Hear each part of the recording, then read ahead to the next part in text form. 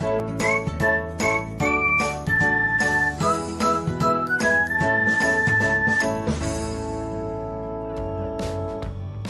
everyone, welcome back to another episode of Technologyglance.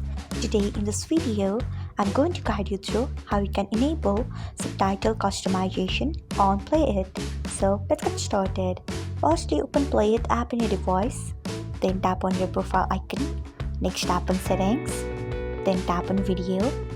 Next you can see the option of subtitle customization.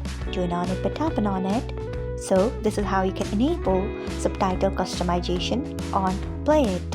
Thanks for watching. If you found this guide helpful, we would love it if you hit the thumbs up button below. We upload great new tech tutorials like this one every day, so do not forget to subscribe to our channel and hit the bell icon so that you'll never miss another update.